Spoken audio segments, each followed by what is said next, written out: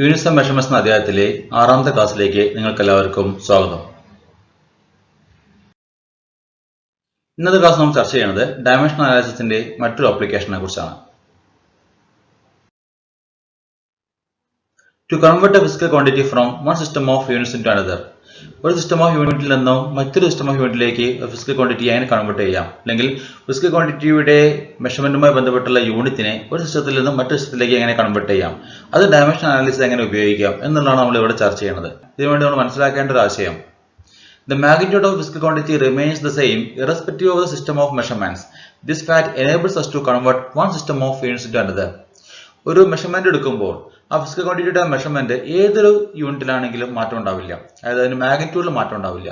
Length അളക്കുന്നത് 6 metre എന്ന് പറയുന്ന ലെങ്ത് അളക്കുന്നത് CGS-ലേക്ക് എഴുതുമ്പോൾ 600 സെന്റിമീറ്റർ എന്ന് എഴുതും. പക്ഷെ ആ മെഷർമെന്റ് മാഗ്നിറ്റ്യൂഡിൽ മാറ്റമില്ല.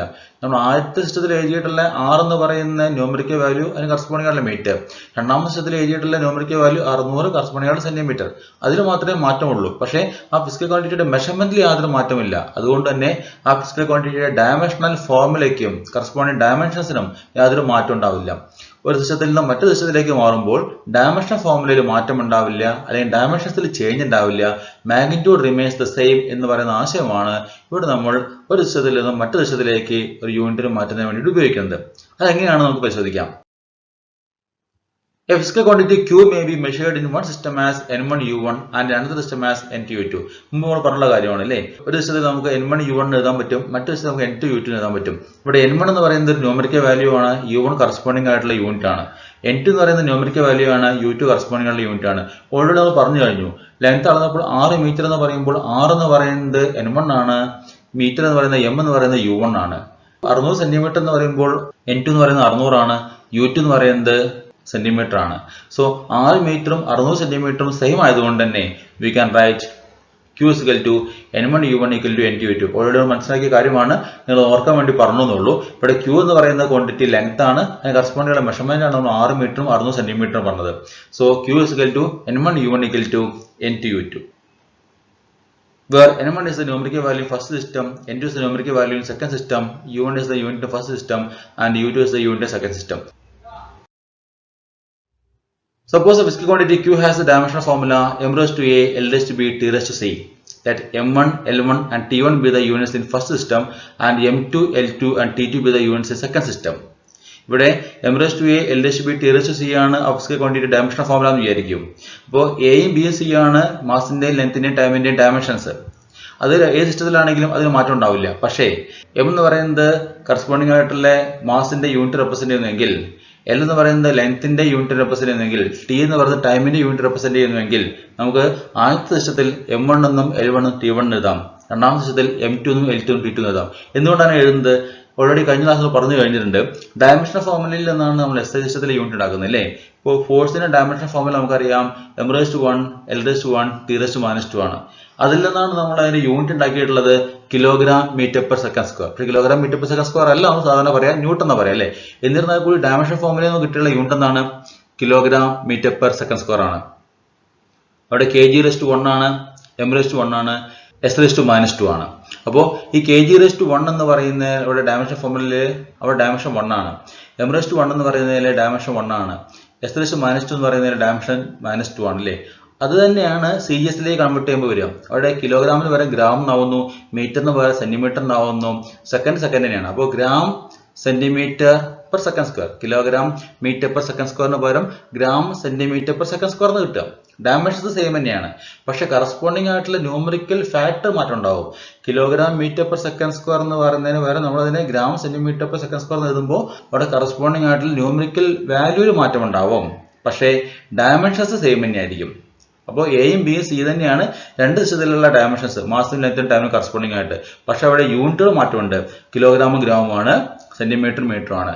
അതുകൊണ്ടാണ് ഇവിടെ ആദ്യത്തെ സിസ്റ്റത്തിൽ M1 ഉം L1 ഉം T1 എടുത്തത്, രണ്ടാമത്തെ സിസ്റ്റത്തിൽ അതിന്റെ കറസ്പോണ്ടിങ് ആയിട്ട് M2 ഉം L2 ഉം T2 എടുത്തത്. ഏത് സിസ്റ്റത്തിൽ നിന്നാണോ മാറ്റേണ്ടത് അതാണ് ആദ്യത്തെ സിസ്റ്റം, അതിന് കറസ്പോണ്ടിങ് ആയിട്ടാണ് M1 ഉം L1 ഉം T1 എടുക്കുന്നത്. ഏതിലേക്കാണോ മാറ്റേണ്ടത് അതാണ് രണ്ടാമത്തെ സിസ്റ്റം, അത് കറസ്പോണ്ടിങ് ആയിട്ടാണ് M2 ഉം L2 ഉം T2 എടുത്തത്. Then we can write Q is equal to N1 into M1 raised to A, L1 raised to B, T1 raised to C in first system. അത് ആദ്യത്തെ സിസ്റ്റത്തിലുള്ള ന്യൂമറിക്കൽ ഫാക്ടർ ആണ് N1. Similarly, we can write Q is equal to N2 into M2 raised to A, L2 raised to B, T2 raised to C in second system. അപ്പോൾ ആദ്യത്തെ system S I system ആണെങ്കിൽ S I സിസ്റ്റത്തിൽ corresponding ആയിട്ട് numerical factor ആണ് N1. അവിടെ മാസിന് corresponding ആയിട്ട് kilogram എഴുതാം, length corresponding ആയിട്ട് നമുക്ക് മീറ്റർ എഴുതാം, ടൈമിന് കറസ്പോണ്ടിങ് ആയിട്ട് സെക്കൻഡ് എഴുതാം. രണ്ടാമത്തെ സിസ്റ്റം സി ജി എസ് ആണെങ്കിൽ അവിടെ അതിന് കറസ്പോണ്ടിങ് ആയിട്ട് ന്യൂമറിക്കൽ ഫാക്ടർ ആണ് N2. അവിടെ മാസിന് പകരം ഗ്രാം എന്ന് എഴുതാം, ലെങ്ത്തിന് പകരം സെന്റിമീറ്റർ എന്ന് എഴുതാം, ടൈമിന് പകരം സെക്കൻഡ് എഴുതാം. അപ്പോൾ കിലോഗ്രാം മീറ്ററും സെക്കൻഡിനെയും നമ്മൾ ഗ്രാമിലേക്കും സെന്റിമീറ്ററിലേക്കും സെക്കൻഡിലേക്കും മാറ്റുമ്പോൾ പ്രത്യക്ഷമാവുന്ന ന്യൂമറിക്കൽ ഫാക്ടർ ആണ് N2. ആദ്യത്തേലുള്ളത് N1, രണ്ടാമത്തേലുള്ള N2. അപ്പോൾ ആദ്യത്തെ സിസ്റ്റം 1 ആണെന്നും രണ്ടാമത്തെ സിസ്റ്റം 2 ആണെന്നും ഓർത്ത് വയ്ക്കുക. ഏതിൽ നിന്നാണോ മാറ്റേണ്ടത് അതാണ് ഫസ്റ്റ് സിസ്റ്റം, ഏതിലേക്കാണോ മാറ്റേണ്ടത് അതാണ് second system. So Q1 is equal to N1 into M1 raised to A, L1 raised to B, T1 raised to C in first system, and Q is equal to again N2 into M2 raised to A, L2 raised to B, T2 raised to C in second system. ഇത് രണ്ടും represent ചെയ്യുന്നത് Q എന്ന് പറയുന്ന single physical quantity ആയതുകൊണ്ട് തന്നെ നമുക്ക് അതിനെ equate ചെയ്യാൻ സാധിക്കും. Therefore, N1 into M1 raised to A, L1 raised to B, T1 raised to C is equal to N2 into M2 raised to A, L2 raised to B, T2 raised to C. Then we have to find N2. നമുക്ക് N2 ആണ് അറിയേണ്ടത്. Second സിസ്റ്റത്തിലേക്ക് മാറ്റുമ്പോൾ നമുക്ക് എന്താണ് numerical factor അതാണ് ആദ്യം അറിയേണ്ടത് അല്ലേ. ഡയമെൻഷൻസിൽ മാറ്റം ഉണ്ടാവില്ല എന്ന് പറഞ്ഞു, കറസ്പോണ്ടിങ് യൂണിറ്റ് കൊടുത്താൽ മതി മാസം ലെങ്ത് ടൈമിന് പകരം. പക്ഷേ N2 എന്ന് പറയുന്ന ന്യൂമറിക്കൽ ഫാക്ടർ ആണ് നമുക്ക് കണ്ടെത്തേണ്ടത്. അതുകൊണ്ട് തന്നെ N2 is equal to N1 into M1 raised to A, L1 raised to B, T1 raised to C divided by M2 raised to A, L2 raised to B, T2 raised to C. രണ്ട് സിസ്റ്റത്തിലും dimension same ആണ് നിങ്ങൾ പ്രത്യേകം ശ്രദ്ധിക്കുക. എയും ബിയും C തന്നെയാണ്, അതിൽ മാറ്റമില്ല.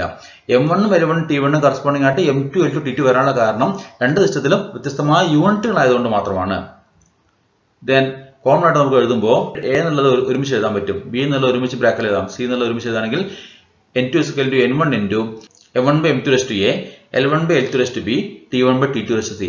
ഈ ഇക്വേഷൻ ആണ് നമ്മൾ ഡയമെൻഷൻ അനാലിസിസ് ഉപയോഗിച്ചിട്ട് ഒരു ഫിസിക്കൽ ക്വാണ്ടിറ്റിയുടെ ഒരു യൂണിറ്റിനെ ഒരു സിസ്റ്റത്തിൽ നിന്നും മറ്റൊരു സിസ്റ്റത്തിലേക്ക് മാറ്റാൻ വേണ്ടി ഉപയോഗിക്കുന്നത്. So this is the important equation which is used to convert one system of unit into another system.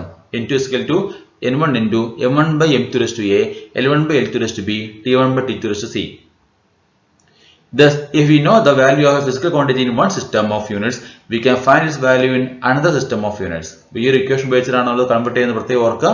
അപ്പോൾ N1 എന്ന് പറയുന്ന വാല്യൂ അറിഞ്ഞു കഴിഞ്ഞാൽ രണ്ട് സിസ്റ്റത്തിനും കറസ്പോണ്ടിങ് ആയിട്ട് മാസിന്റെയും ലെങ്ത്തിന്റെയും ടൈമിന്റെയും യൂണിറ്റ്സും കറസ്പോണ്ടിങ് ആയിട്ടുള്ള ഡയമെൻഷൻസും അറിഞ്ഞു കഴിഞ്ഞാൽ നമുക്ക് ഒരു സിസ്റ്റത്തിൽ നിന്ന് മറ്റൊരു സിസ്റ്റത്തിലേക്ക് മാറ്റാൻ വേണ്ടിയിട്ട് സാധിക്കും. എക്സാമ്പിൾ നോക്കി നോക്കൂ. Convert 1 joule into erg. ജൂളിനെ എർത്തിലേക്ക് മാറ്റണം. ഇവിടെ 1 ജൂൾ എന്നാണ് പറയുന്നത് അല്ലേ. അപ്പോൾ ഒരു ജൂളിൽ തന്നെ നമുക്ക് എർത്തിലേക്ക് മാറ്റണം. ആദ്യം ജൂൾ എന്തിന്റെ യൂണിറ്റ് എന്നാണ് അറിയേണ്ടത്. Joule is the unit of energy in SI system and erg is the unit of CG system. First system is SI system and second system is CG system. ഇവിടെ ജൂളിനെ എർഗിലേക്കാണ് മാറ്റേണ്ടത്. ജൂളും എർഗും എനർജിയുടെ യൂണിറ്റ് തന്നെയാണ്. Joule എന്ന് പറയുന്നത് എനർജിയുടെ SI സിസ്റ്റത്തിലെ യൂണിറ്റും erg എന്ന് പറയുന്നത് എനർജിയുടെ CGS സിസ്റ്റത്തിലെ യൂണിറ്റുമാണ്. അപ്പോൾ SI സിസ്റ്റത്തിൽ നിന്നും CGS സിസ്റ്റത്തിലേക്കാണ് മാറ്റേണ്ടത്. ഒന്നാമത്തെ സിസ്റ്റം SI സിസ്റ്റമാണ്, രണ്ടാമത്തെ സിസ്റ്റം CGS ആണ്. ഏതിൽ നിന്നാണോ മാറ്റേണ്ടത് അതാണ് ആദ്യത്തെ സിസ്റ്റം, ഏതിലേക്കാണോ മാറ്റേണ്ടത് അതാണ് രണ്ടാമത്തെ സിസ്റ്റം. ഇവിടെ ജൂളിൽ നിന്ന് എർഗിലേക്കാണ് മാറ്റേണ്ടത്. അപ്പോൾ SIയിൽ നിന്നും CGSിലേക്കാണ് മാറ്റേണ്ടതെന്ന് ഓർത്ത് വയ്ക്കുക. എനർജിയുടെ യൂണിറ്റ് ആണോ മാറ്റേണ്ടത് അല്ലേ. അപ്പോൾ ഏതിന്റെ യൂണിറ്റ് ആണോ മാറ്റേണ്ടത് ആ ഫിസിക്കൽ ക്വാണ്ടിറ്റിയുടെ ഡയമെൻഷൻ ഫോർമുല എഴുതണം. എനർജിയുടെ യൂണിറ്റ് ആണ് മാറ്റേണ്ടത്, അതുകൊണ്ട് തന്നെ എനർജിയുടെ ഡയമെൻഷൻ ഫോർമുലയാണ് എഴുതേണ്ടത്. Dimension formula of energy is m raised to 1 LH2 T raised to -2 and we have the equation N2 is equal to N1 into M1 by M2 raised to A, L1 by L2 raised to B, T1 by T2 raised to C. അപ്പോൾ എന്തെങ്കിലും കാര്യം നമുക്ക് അറിയാൻ നോക്കി നോക്കൂ. 1 joule ഞാൻ എർഗിലേക്ക് വരുന്നത്. 1 joule എന്ന് തന്നിട്ടുകൊണ്ട് തന്നെ N1 അറിയാം, M1 is equal to 1 ആണ്. N2 ആണ് കാണേണ്ടത്, N2 ക്വസ്റ്റ്യൻ മാർക്ക് ഇടുന്നു. ഇപ്പോൾ ഡയമെൻഷൻസിൽ A എന്ന് പറയുന്നത് മാസിന് കറസ്പോണ്ടിങ് ഡയമെൻഷൻ എത്രയാണ്, m raised to 1 അല്ലേ, 1 ആണ്. ലെങ്ത്തിന് കറസ്പോണ്ടിങ് ആയിട്ടുള്ള ഡയമെൻഷൻ എത്രയാണ്, LH2 ആണ്. അപ്പോൾ 2 എടുക്കാം. അപ്പോൾ എക്ക് പകരം 1 കൊടുക്കാം, ബിക്ക് പകരം 2 എടുക്കാം. ടൈമിന് കറസ്പോണ്ടിങ് ഡയമെൻഷൻ എത്രയാണ്, -2 ആണ്. അപ്പോൾ സിക്ക് പകരം -2 എടുക്കാം. So A is equal to 1, B equal to 2, C equal to -2 കിട്ടി കഴിഞ്ഞു. ഇത് സബ്സ്റ്റിറ്റ്യൂട്ട് ചെയ്യാം നമുക്ക് ആ ഇക്വേഷനിൽ. Now N2 is equal to 1 into 1 kilogram by 1 gram. 1 kilogram by 1 gram കിട്ടിയത് SI സിസ്റ്റത്തിൽ നിന്ന് CGSിലേക്കാണ് മാറ്റുന്നത്. SI സിസ്റ്റത്തിലുള്ള മാസിന്റെ യൂണിറ്റ് കിലോഗ്രാം ആണ്, CGSിൽ ഗ്രാം ആണ്. So 1 kilogram divided by 1 gram. അടുത്ത 1 മീറ്റർ ഡിവൈഡഡ് ബൈ 1 സെന്റിമീറ്റർ ആണ്. SI-ലെ യൂണിറ്റ് മീറ്റർ ആണ്, CGS-ലെ യൂണിറ്റ് സെന്റിമീറ്റർ ആണ്. അപ്പോൾ SI നിന്ന് CGS-ലേക്ക് ആയതുകൊണ്ട് തന്നെ മീറ്ററും സെന്റിമീറ്ററും. ന്യൂമറേറ്ററിൽ വരുന്നത് മുഴുവൻ ഒന്നാമത്തെ സിസ്റ്റവും ഡിനോമിനേറ്ററിൽ വരുന്നത് മുഴുവൻ രണ്ടാമത്തെ സിസ്റ്റമാണ്. ഏതിൽ നിന്നാണോ മാറ്റേണ്ടത് അതാണ് ന്യൂമറേറ്റർ വരുന്നത്, ഏതിലേക്കാണോ മാറ്റേണ്ടത് അതാണ് ഡിനോമിനേറ്ററിൽ വരുന്നത്. അപ്പോൾ മുകളിൽ വരുന്നതൊക്കെ M1ഉം L1ഉം T1 ആയതുകൊണ്ട് തന്നെ അത് SI-ലേതാണ്, കിലോഗ്രാം മീറ്റർ സെക്കൻഡും. രണ്ടാമത് വരുന്നതൊക്കെ M2 L2 T2 അതുകൊണ്ട് തന്നെ അത് CGS-ലേതാണ്, ഗ്രാം സെന്റിമീറ്റർ സെക്കൻഡും. ശ്രദ്ധിക്കേണ്ട കാര്യം കറസ്പോണ്ടിങ് ആയിട്ട് ഡയമെൻഷൻസ് ഉണ്ട്. അപ്പോൾ (1)ഉം 2ഉം -2 ഉണ്ട്. കാരണം M1 L2 T−2 ആയിരുന്നു. അതുകൊണ്ട് തന്നെ മാസ് (1) വരണം, ലെങ്ത് (2) വരണം, ടൈം (-2) വരണം. മൂന്നാമത്തെ ടൈമിൽ (-2) വന്നു കഴിഞ്ഞു. ദെൻ ഇവിടെ നമ്മൾ SI-ൽ നിന്ന് CGS-ലേക്കാണ് മാറ്റുന്നത് അല്ലേ. അപ്പോൾ CGS-ലേക്കാണ് എല്ലാ യൂണിറ്റിനെയും കൊണ്ടുവരേണ്ടത്. അപ്പോൾ കിലോഗ്രാം നമ്മൾ ഗ്രാമിലേക്ക് മാറ്റേണ്ടതായിട്ടുണ്ട്, മീറ്റർ നമ്മൾ സെന്റിമീറ്ററിലേക്ക് മാറ്റേണ്ടതായിട്ടുണ്ട്. അങ്ങനെ കൺവേർട്ട് ചെയ്യുമ്പോൾ 1000 ഗ്രാം ഡിവൈഡഡ് ബൈ 1 ഗ്രാം. കാരണം കിലോഗ്രാം എന്ന് പറയുന്നത്, ഒരു കിലോഗ്രാം എന്ന് പറയുന്നത് 1000 ഗ്രാം ആണ്. 1000 ഗ്രാം ഡിവൈഡഡ് ബൈ 1 ഗ്രാം. അടുത്ത metre 100 centimetre divided by 1 centimetre. So ഇവിടെ നമുക്ക് എളുപ്പമുണ്ട്, കിലോഗ്രാം ഗ്രാമിലേക്ക് മാറ്റാൻ എളുപ്പം അല്ലേ. അതേസമയം തിരിച്ചാലോചിച്ച് നോക്കൂ, നമ്മൾ ഗ്രാമിന് കിലോഗ്രാമിലേക്കായിരുന്നു മാറ്റേണ്ടിയിരുന്നെങ്കിലോ. അപ്പോൾ ഗ്രാമിന് കിലോഗ്രാമിലേക്ക് മാറ്റുമ്പോൾ 1/1000 കിലോഗ്രാം ആണ് ഒരു ഗ്രാം. 1000 ഗ്രാം ഒരു കിലോഗ്രാം ആയതുകൊണ്ട് തന്നെ ഒരു ഗ്രാം എന്ന് പറയുന്നത് 1/1000 കിലോഗ്രാം ആണ്. അപ്പോൾ 1/1000 എഴുതുന്നതിന് പകരം ഈ ഒരു ഇക്വേഷനിൽ 1/1000 എഴുതുന്ന സാഹചര്യം ഉണ്ടാകുമ്പോൾ അപ്പം നിങ്ങൾ ഓർത്ത് വെക്കേണ്ട കാര്യം, ഇവിടെ കിലോഗ്രാമിനെ ഗ്രാമിലേക്ക് മാറ്റുകയോ മീറ്ററിന് സെന്റിമീറ്ററിലേക്ക് മാറ്റുകയോ അതായത് തിരിച്ച് സെന്റിമീറ്ററിന് മീറ്ററിലേക്ക് മാറ്റുകയോ ഗ്രാമിന് കിലോഗ്രാമിലേക്ക് മാറ്റുകയോ ഏതിലേക്ക് മാറ്റണം എന്നുള്ളതിനെ കുറിച്ചുള്ള കൺഫ്യൂഷൻ ഉണ്ടാവാതിരിക്കാൻ ഈ ഒരു ടേമിൽ ന്യൂമറേറ്ററിലും ഡിനോമിനേറ്ററിലും ഒരേ യൂണിറ്റ് വന്നാൽ മതി എന്ന് ഓർത്താൽ മതി. ന്യൂമറേറ്ററിലും ഡിനോമിനേറ്ററിലും ഒരേ യൂണിറ്റ് വരിക. ഒന്നെങ്കിൽ നിങ്ങൾക്ക് 2 കിലോഗ്രാമിലേക്ക് ആക്കാം, അല്ലെങ്കിൽ 2 ഗ്രാമിലേക്ക് ആക്കാം. രണ്ടാമത്തെ ടേമിൽ ഒന്നെങ്കിൽ നിങ്ങൾക്ക് 2 സെന്റിമീറ്ററിലേക്ക് ആക്കാം, അല്ലെങ്കിൽ 2 മീറ്ററിലേക്ക് ആക്കാം. ഏതാണോ നിങ്ങൾക്ക് എളുപ്പം അതിലേക്ക് മാറ്റുക. അത് SI-ൽ നിന്ന് CGS-ലേക്കാണോ CGS നിന്ന് SI-ലേക്കാണോ നോക്കണ്ട, അത് ചെയ്താൽ മതി. പക്ഷെ ഇവിടെ എളുപ്പത്തിന് നമുക്ക് കിട്ടിയുള്ളത് SI-ൽ CGS-ലേക്ക് ആയതുകൊണ്ട് തന്നെ നമ്മൾ ന്യൂമറേറ്ററിൽ കിലോഗ്രാം ഗ്രാമിലേക്ക് മാറ്റി, അടുത്തത് മീറ്ററിന് സെന്റിമീറ്ററിലേക്ക് മാറ്റി. ദെൻ ഈ ഗ്രാമിന്റെയും സെന്റിമീറ്ററിന്റെയും സെക്കൻഡിന്റെയും യൂണിറ്റുകളെ കട്ട് ചെയ്യുകയാണെങ്കിൽ ഡിനോമിനേറ്ററിലും ന്യൂമറേറ്ററിലുള്ള ടേം ഒഴിവാക്കുകയാണെങ്കിൽ നമുക്ക് കിട്ടുക 1000 × 100² വരെയുള്ള കാരണം 1000 ഗ്രാം ഡിവൈഡഡ് ബൈ 1 ഗ്രാം ആണ്, ഗ്രാമിന് ഒഴിവാക്കി. അടുത്തത് സെന്റിമീറ്ററിനുള്ള യൂണിറ്റ് ഒഴിവാക്കി. അപ്പോൾ 1000 × 100, 100⁻2 ഉണ്ടല്ലേ. അപ്പോൾ 100⁻2 വരുമ്പോൾ 100ന്റെ സ്ക്വയർ ആണ്. 100 എന്ന് പറയുന്നത് 10⁻2 ആണ്, 10⁻2ന്റെ സ്ക്വയർ ആണ്. 1000 എന്ന് പറയുന്നത് 10⁻3 ആണ്. അപ്പോൾ 10⁻3 × 10⁻4 എഴുതാം. 10⁻2ന്റെ സ്ക്വയർ ആണല്ലോ 10⁻4. അപ്പോൾ 10⁻3 × 10⁻4 ആണ്, ദാറ്റ് ഈസ് 10⁻7. സോ N2 = 10⁻7 കിട്ടി. അതിന്റെ അർത്ഥം 1 ജൂൾ = 10⁻7 എർഗാണ്. ഒരു ജൂളിനെ നമുക്ക് 10⁻7 എർഗ് എഴുതാൻ പറ്റും. N1 = 1 ആണ്, N2 = 10⁻7 ആണ്. ഇനി ഇതേ ക്വസ്റ്റ്യനിൽ നിങ്ങളോട് കൺവേർട്ട് 5 ജൂൾ ഇൻറ്റു എർഗ് എന്ന് വെച്ച് കഴിഞ്ഞാലോ 5 ജൂൾ ആണ്. 1ന് പകരം 5 കൊടുത്താൽ മതി. ഈ ഒരു ഇക്വേഷനൊക്കെ N1ന് പകരം 5 കൊടുത്താൽ ഇവിടെ 5 ആക്കിയാൽ 1 എന്നുള്ളതിന് പകരം 5 ആക്കിയാൽ മതി. അപ്പോൾ 5 കൊണ്ട് മൾട്ടിപ്ലൈ ആയി 5 × 10⁻7 കിട്ടുക. അതിന്റെ അർത്ഥം 1 ജൂൾ = 10⁻7 എർഗ് ആയതുകൊണ്ട് തന്നെ 5 ജൂൾ എത്രയാണ്? 5 ജൂൾ = 5 × 10⁻7 എർഗാണ്. അത് ഡിഫറൻസ് ഉള്ളൂ. എത്ര ജൂളിലാണ് മാറ്റേണ്ടത് അത്രയും കൊണ്ട് എന്ത് ചെയ്യുക, മൾട്ടിപ്ലൈ ചെയ്യാം.